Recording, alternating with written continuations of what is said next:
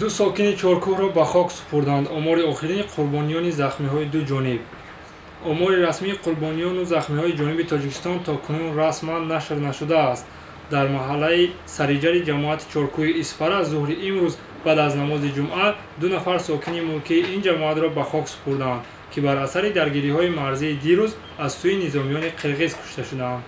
аз ин ду ҷавон кушташуда Ҳикматулло Маҳкамов ва Иброҳимҷон Ҳошимов ном бурда мешавад, ки ҳар ду 26 сол доштанд. хабарнигори Азия Плюс аз макони ҳодиса хабар медиҳад, ки намози ҷанозаи ин ду ҷавон бо издиҳоми зиёди мардум хонда шуд. хабарнигори Азия Плюс мегӯяд, ки токунун дар бораи шумораи дақиқи захмиёни кушташудаҳо мақомҳои маҳаллӣ омори дақиқе намедиҳанд. ҷониби Тоҷикистон токунун дар мавриди шумораи дақиқи қурбониёну захмиён ҳанӯз ба таври расмӣ чизе нагуфтааст. субҳи имрӯз ба Азия Плюс як манбаъ дар шаҳрдории Исфара шумораи қурбониёнро 10 нафар гуфтааст. аммо Радиои Озодӣ ба такя ба манобеъи гуногун дасти кам аз шахсияти 8 шаҳрванди кушташудаи Тоҷикистонро мушаххас кардааст.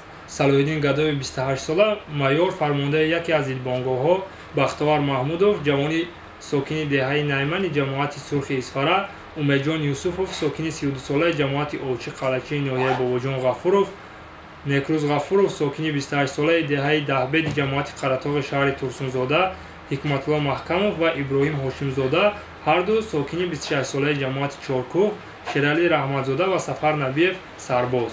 ҷониби Қирғизистон омори қурбониён ва захмиҳои ҷониби худро ҳар соат ба таври расмӣ нашр мекунад ва тибқи иттилои охирин дар ин даргириҳои марзӣ 134 нафар захмӣ ва 13 нафар ҷон бохтанд.